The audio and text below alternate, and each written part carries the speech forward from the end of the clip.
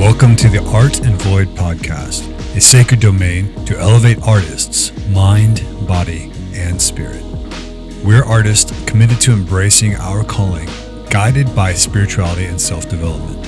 I'm your host, Jase Chau. If you're passionate about elevating yourself as an artist and connecting to a broader community of like-minded individuals, you're in the right place.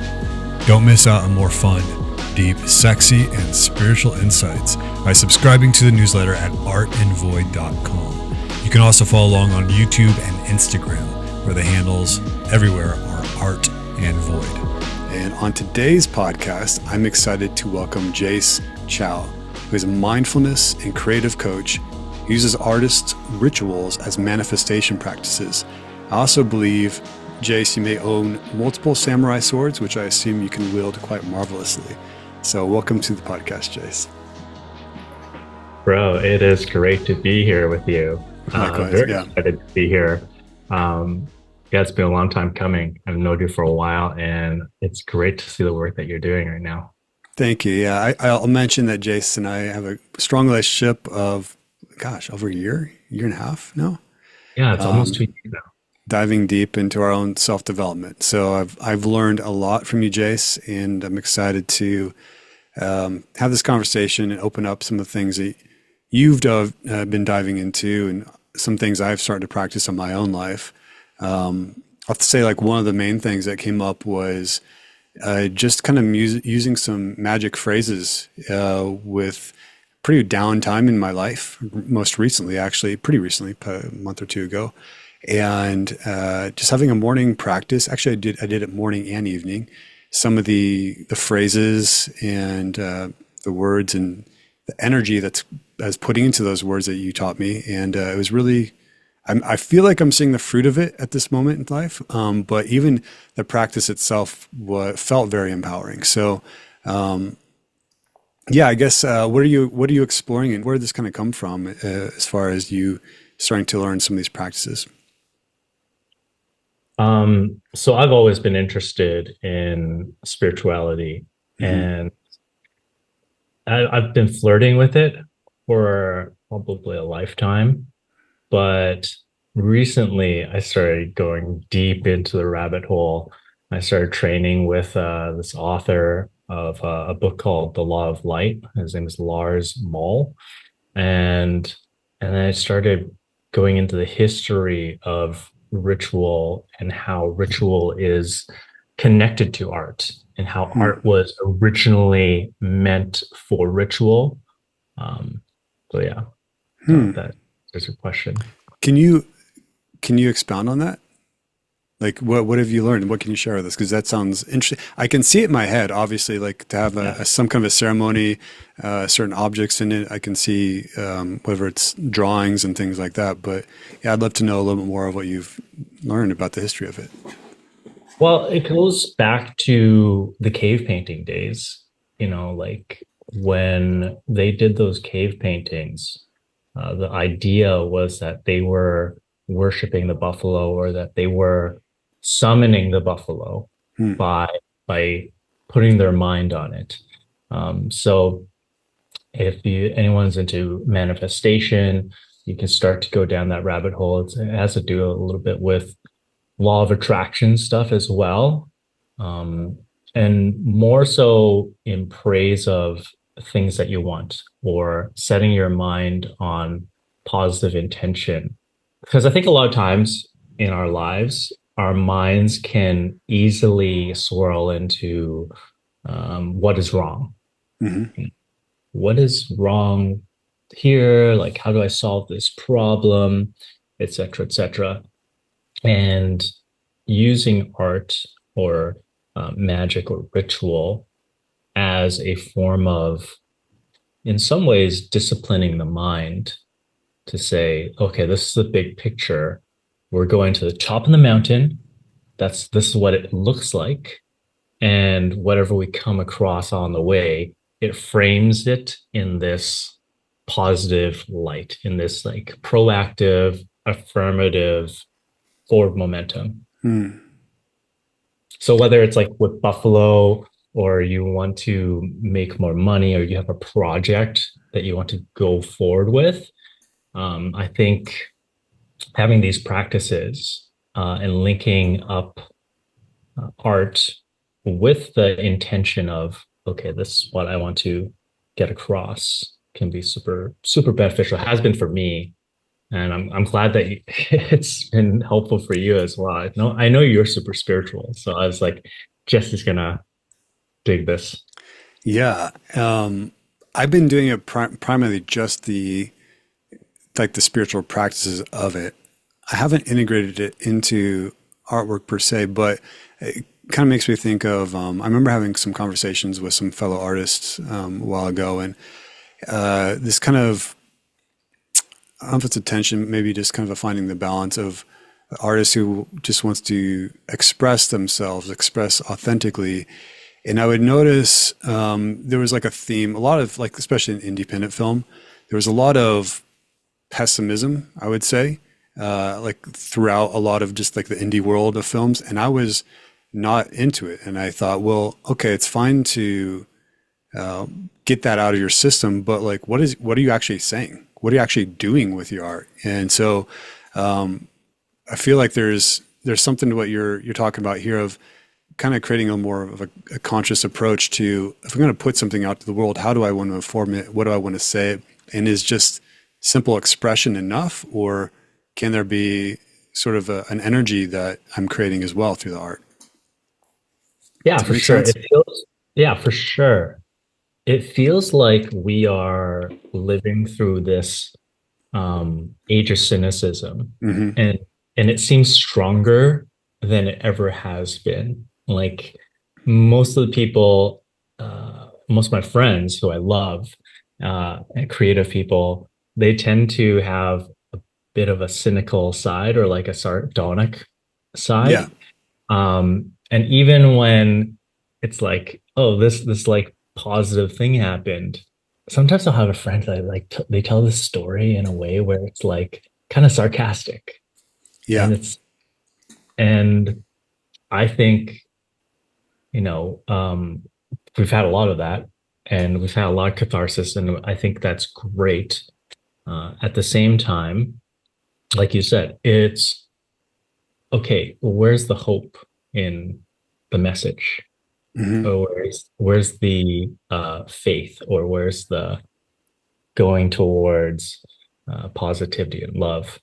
But I think as part of it, like to your point about um, the shadow, or expressing of the shadow, I think that stuff is great when it's done consciously, Hmm. and when it's done, to use some spiritual language, with some praise in a way, like shining light on the shadow is still part of the gratitude, and it's Mm. super necessary. Hmm. Yeah. You might have just called me out. I know some in boring conversations, there's been moments where you've been like, you could try saying it this way, Jesse. And I was like, oh yeah, I suppose I could look at this whole like life story. I tend to do it more so deliberately with my artwork than I do in everyday life, which is kind of interesting. But I do catch myself, and I think you're correct. A lot of it's easy to spiral and kind of let that negative kind of loop just kind of become its own thing and kind of get addicted to that.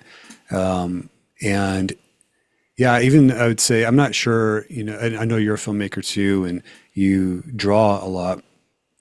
It's interesting because as I reflect on my artwork, it does tend to have like a darkness to it, but I don't try to like overly romanticize the darkness. And especially with the film stuff, I think there's a kind of a different, and maybe different mediums lend themselves to maybe more robust perspective than others, obviously, with if you have like a longer time frame. But how how would you kind of see this playing out in more ways if more artists kind of embraced what you're talking about? How could you see that sort of actually, like, what would the artwork look like? What the artists look like? Would it be different than what it is now? Um, there's this great movie that just came out. I don't know if it won. I think it won some awards. You know that movie Past Lives? Have you seen that movie Sounds yet? sounds It familiar. I'm not I sure if it. forgot I forgot who the director is, but it's a Korean American, I think believe it's Korean American Yeah, director. Celine And Song. Celine's Song, it's her debut film. I love that film. And Mm, it's primarily like got a sense of both romanticism, but also uh, it's quite a sad film in some ways. But then there's also this element of, okay, there's like some lightness here. There's like love here. Um, and I'm just talking about personally the type of art that I gravitate towards. hmm It's like, okay, oh, that's so like life at the same hmm it acknowledges it, but at the same time, it's like, okay, here's the beauty in that. hmm Um, but in terms of like how this shows up in an artist or creative's everyday life, I was really romantic about um like some artists that like I love Van Gogh. Yeah. It's like I was obsessed with Van Gogh.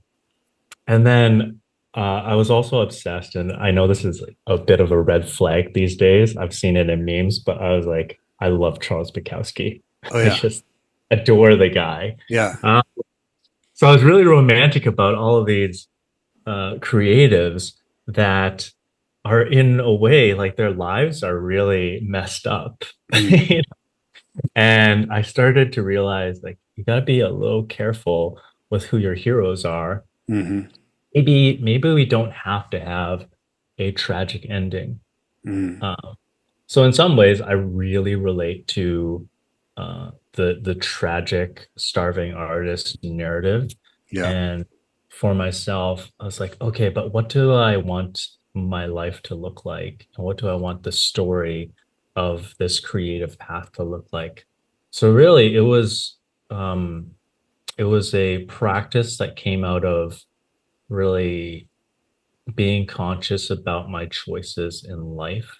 Because I live kind of like a crazy life anyways. I was like, maybe I need to be less crazy. Like maybe I gotta tone it down a little bit and and maybe I can make some money. Or Yeah. Right. maybe I can like finish a project. Yeah. Or maybe I can keep a stable, maybe I don't have to go for the red flag. Mm, Maybe yellow flag is good. yeah.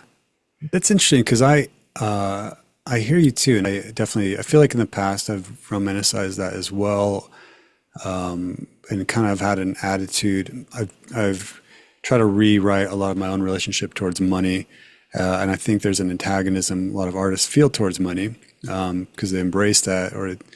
But David Lynch talks about. He said you don't have to suffer to show suffering, and but there's also this part of me that thinks I feel like a lot of artists who get success, they kind of lose their fastball.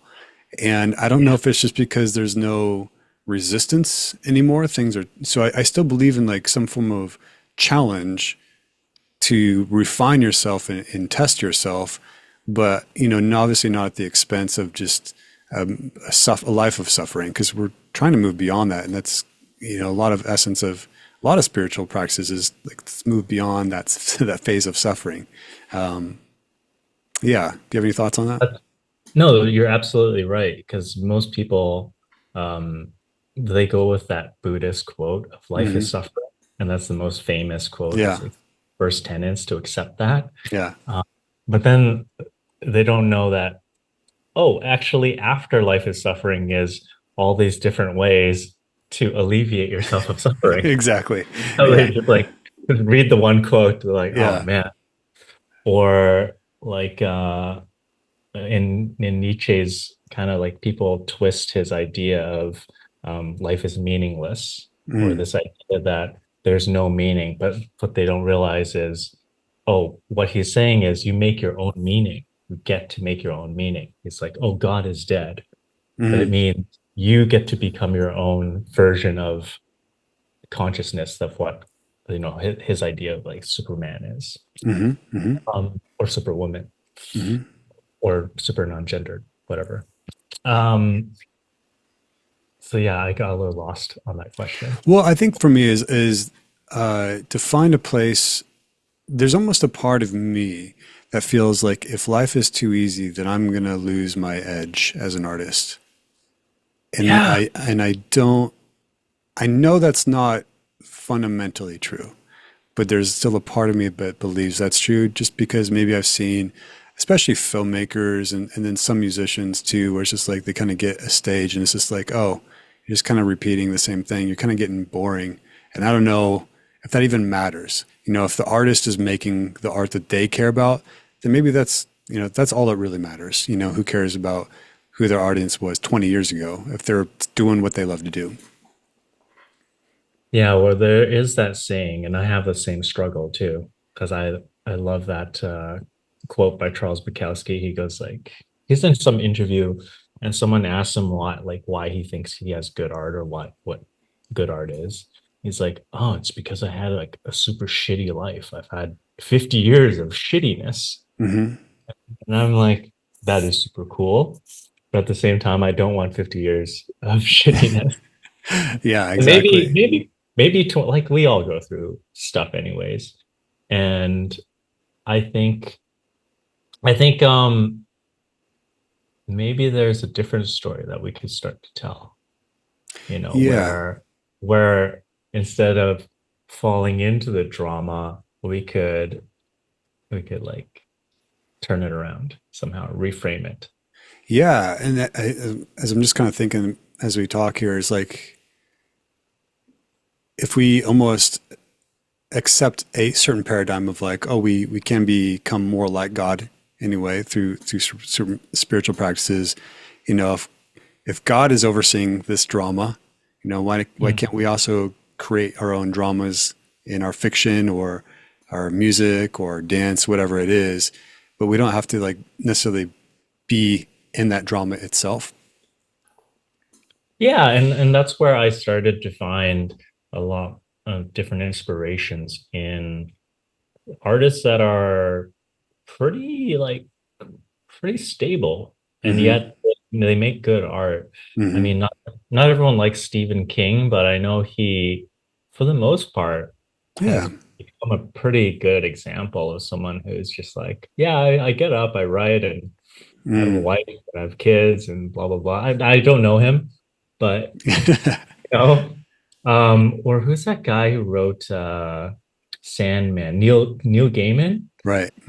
Neil Gaiman? Yeah. I don't know how you pronounce his name, but he also seems like a guy who is like relatively, he's kind of like a nerdy guy, or not. He's like a bit of a bookworm, Right. and he writes, and Yeah. that's, I mean, he could be a crazy freak out like behind the scenes, but I Yeah, don't you know. never know, obviously. But I think you're getting to a point that's just like I need to let that go, or I can't let that go because there's other examples to look at who have aged with grace, and Scorsese's still killing it as a filmmaker. He's doing some of his best work, actually, in my opinion. So, and there's other.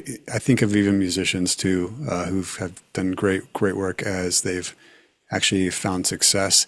And I think I just can keep coming back to what does that matter if would I care as long as I get to wake up every day and just make the art that I choose to create and have the freedom to create, really anything. So yeah, I think Yeah, it yeah, comes back down to, sorry for interrupting, yeah. but I think it comes back down to that famous quote that most of us are afraid of our light, and we're Mm, afraid that we'll lose something. And honestly, it is quite a difficult process to go through because as you go through that process of letting go of suffering, there is this grief that comes up. And I think mm, most people are not willing to go through that. They're not willing mm-hmm, to let go of a version of ourselves that in some ways we romanticize and love. And mm-hmm. and cherish. And it's like kind of, it can become an addiction to feel sad. Like that's Absolutely. Yeah. like, or feel sentimental about things. Like I have that. Definitely. Absolutely. Yeah. Well, then, for those who want to, and there's so many people that do manifestation practices. So clearly there's like this part of people who want to improve, and it's typically around finances or relationships or spirituality, getting your basic needs met. And as those who are exploring this and doing things like meditations and journalings and things like that, what have you been playing with, or what have you discovered that might be a different avenue to explore with some of these things? And it's particularly in use of art. Yeah. So there's a few things.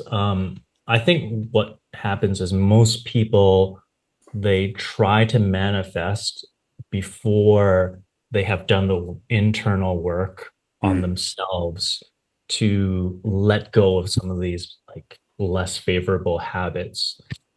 So there's this idea that, your vibe attracts your tribe, or mhm. your essence, your internal will attract whatever is external.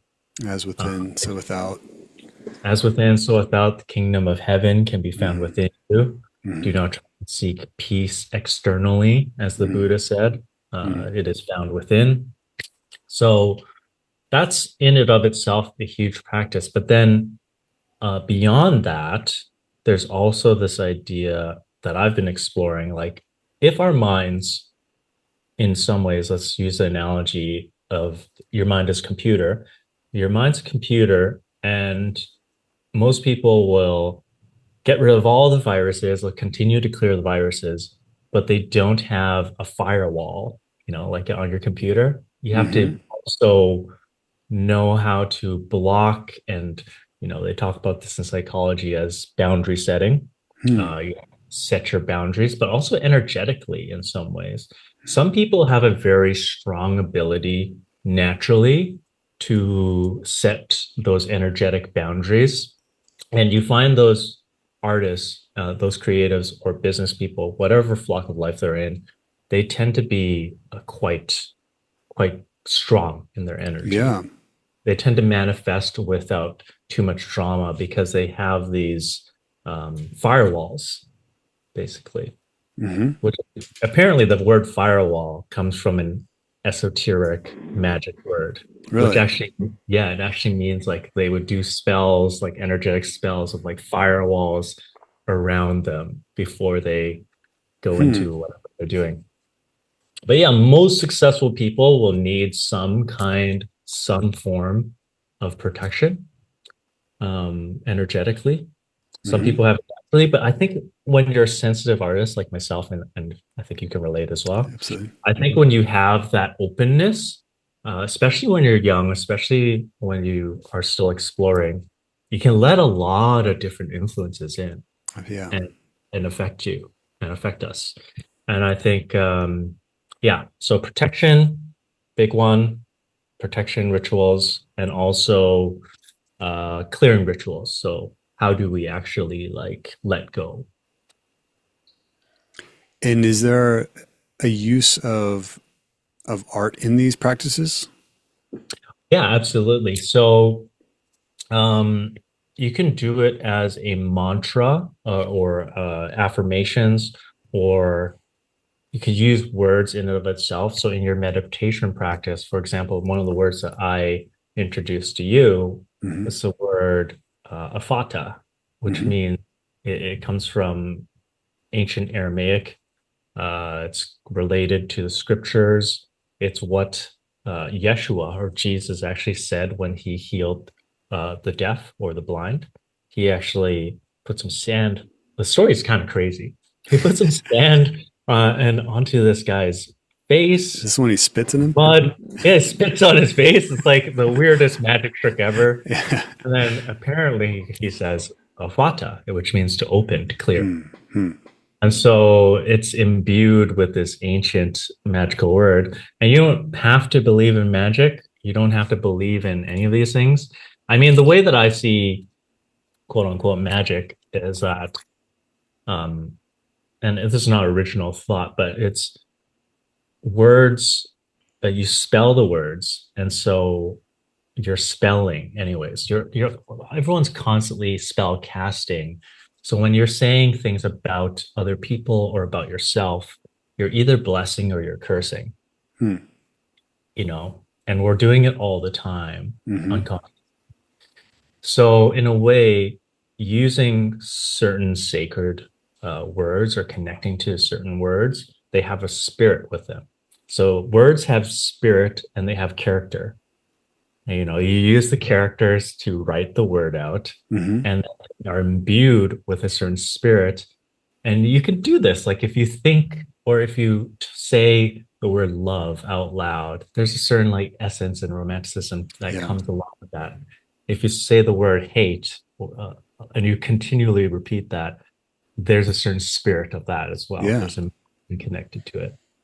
So the word Effata, in the same ways, deep in the subconscious or the collective subconscious or unconscious, has this clearing effect. Mm-hmm. So say it 3 times, like as in your meditation. It's like Effata, Effata, Effata. You should feel it through your body. You should Mm-hmm. have an effect. And again, you don't have to believe in it. Just try it and Mm-hmm. see what happens. Mm-hmm.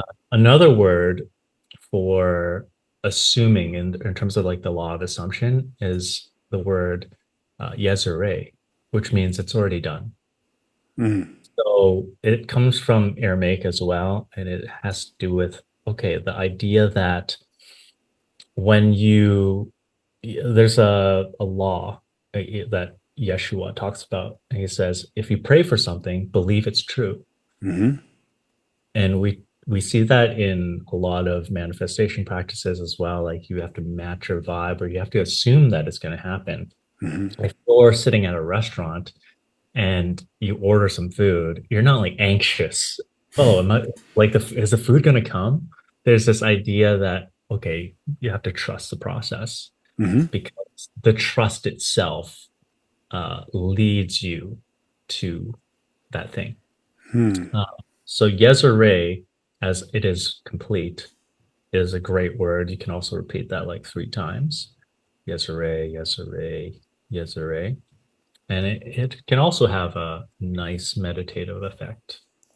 But in terms of like to your question about art itself as ritual, the more energy you put into these types of practices, the more they imbue you with that spirit.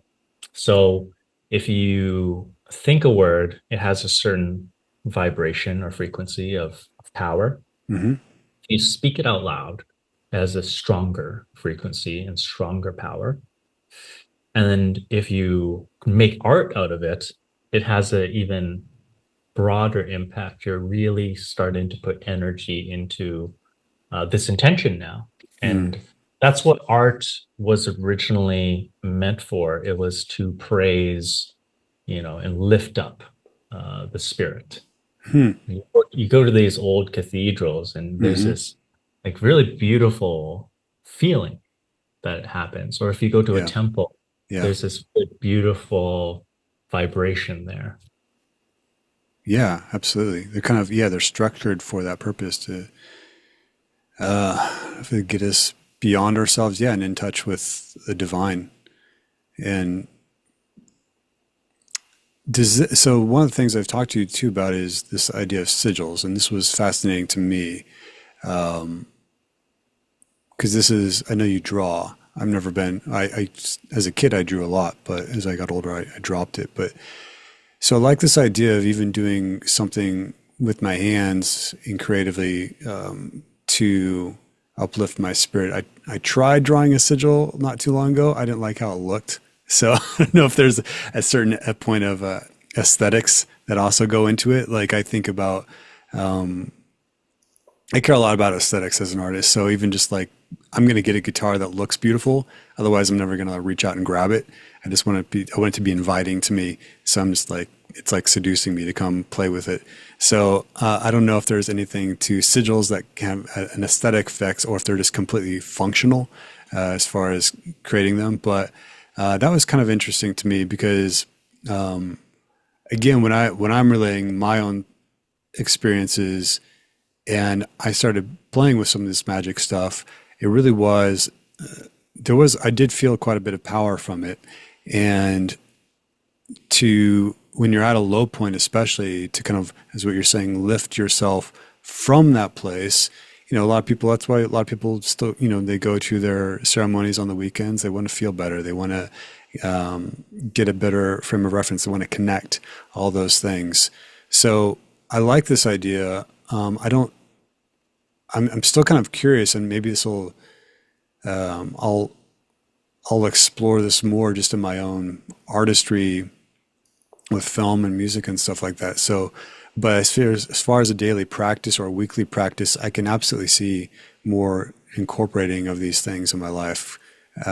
Because like you said, there's a real intentionality to it, to being able to focus on something. I believe that when you focus your intention and that energy into something, you know, it takes on and it becomes this other, I don't know if I'm saying this right, but like the energy of that is translated into that object.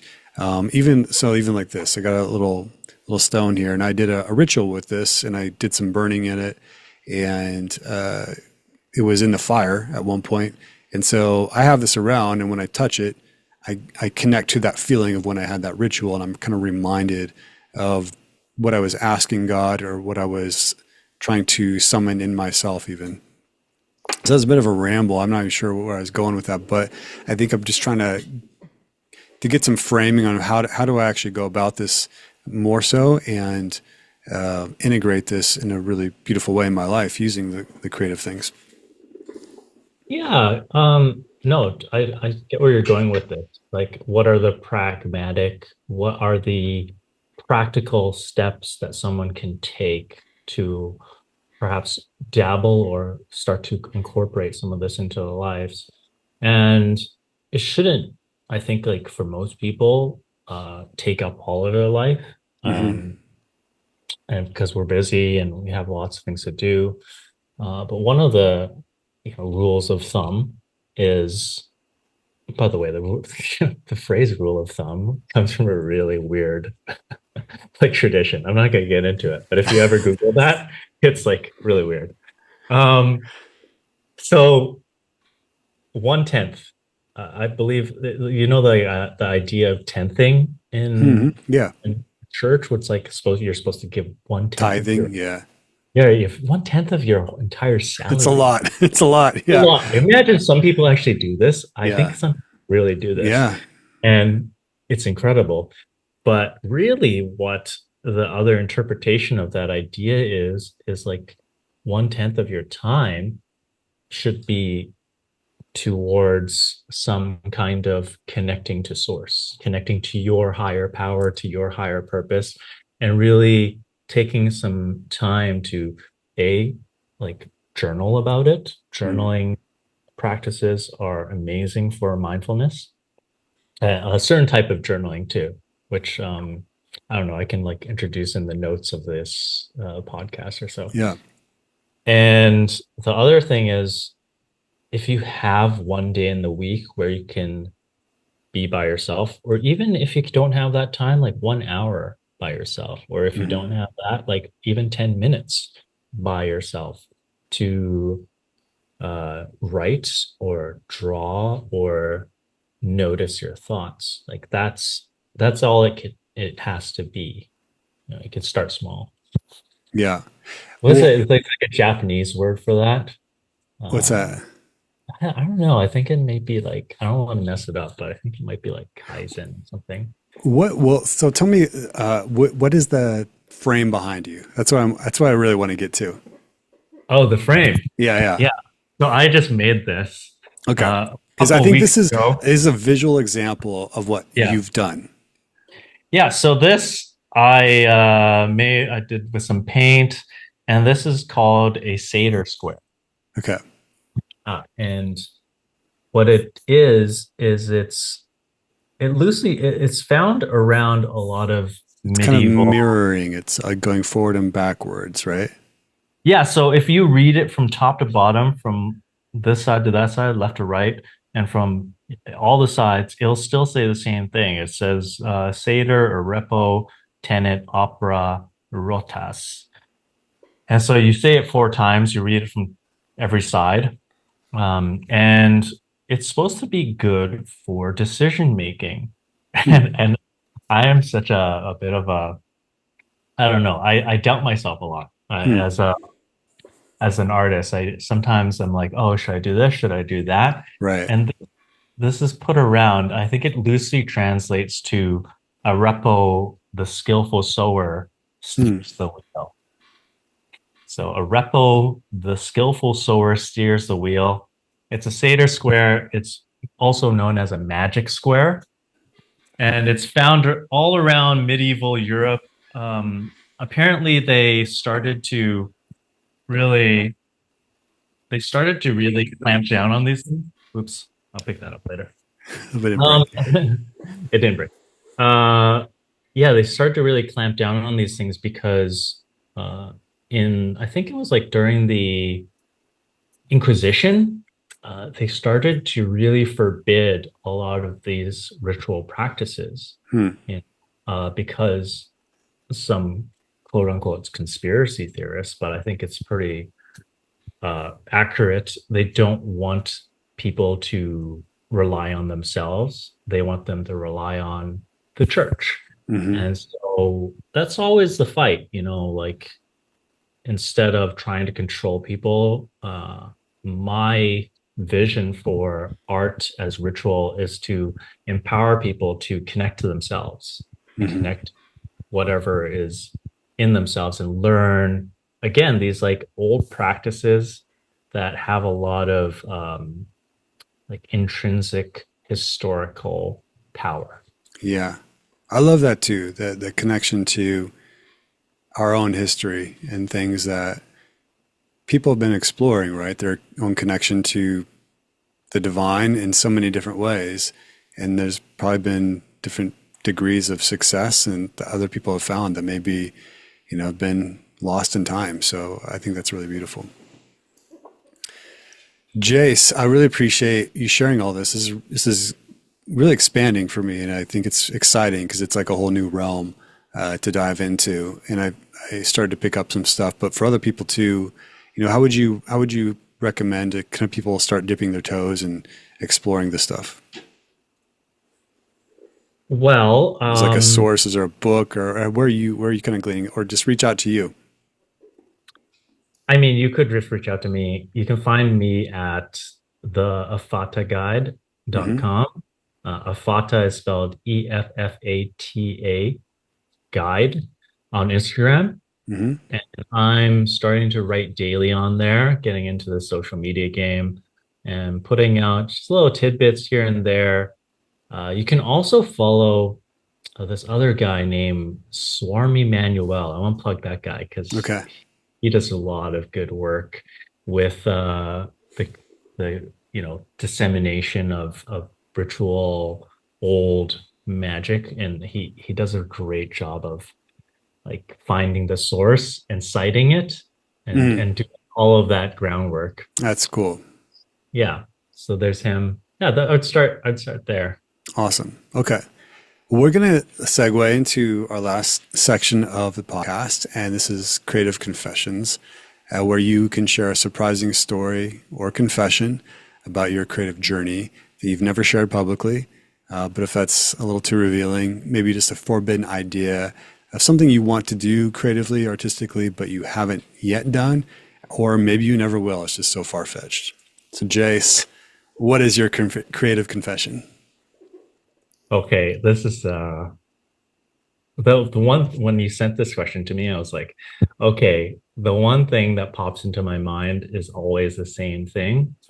I feel like, we talk a lot about being a bit of a what do you call it? I guess like vagabond. Not maybe vagabond is not the right word, but a bit of a delinquent. And I've definitely had some adventures in my life, And sometimes I've felt like everything I do was just it's just for the story of it sometimes. Like Mm, just for the yeah, sometimes I get into some pretty precarious situations. So this is my confession. Everything I've always done because I just wanted to make a graphic novel. It's a bit nerdy, but I'm like, amazing. yeah, I just want to make like a graphic novel, and I think I want to do it.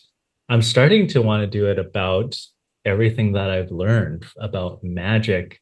And I actually didn't start I did I so I was raised religious, Uh-huh. but then I went away as a lot of people do and explored.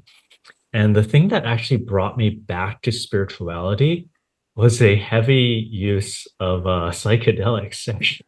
I don't know. Hmm. I hope my parents do not watch this yet, but yeah, it's like a thing. It's Okay. like a so just the idea of like exploring these other realms through a hero's journey Hmm. type of thing.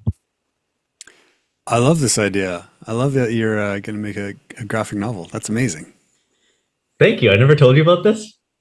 I don't think this part, but I also love the idea that your experience will inform this graphic novel, the stories that you've been gleaning through the wild adventures you've had in life. Because honestly, Yeah.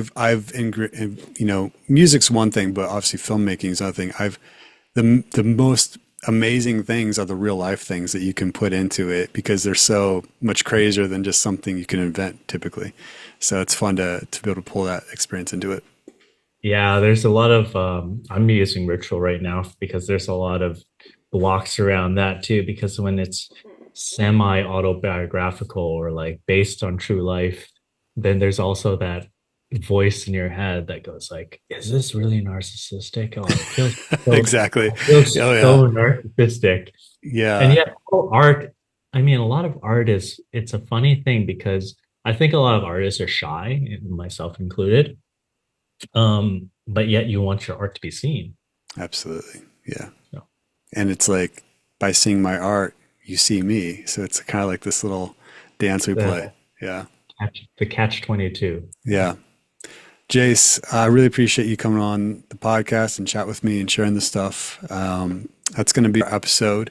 What's again your handle so people can follow you? Um, an Instagram handle? Yeah, or if you prefer something else. Yeah, just follow me and message me at the Effata guide right now. That's going to be the thing that I build up more and more. I've made a lot of my other stuff private. Um, can also find me, I think if you just Google like Jase, Jase Chau, Chau, you Hmm. might be able to find me there. All right. But Beautiful. anyways, Guy, it has been amazing chatting with you. I always enjoy our conversations. Thank you so much for doing this. I have so much love for what you're doing with this space, Art and Mm. Void. Thank you so much. And thank you, listeners, for joining us in this conversation on the Art and Void podcast. I do hope that you found some inspiration and insight from this conversation that will inspire you in your artistic endeavors. And remember that the void is not an emptiness to be feared, but a space of infinite possibilities waiting to be explored.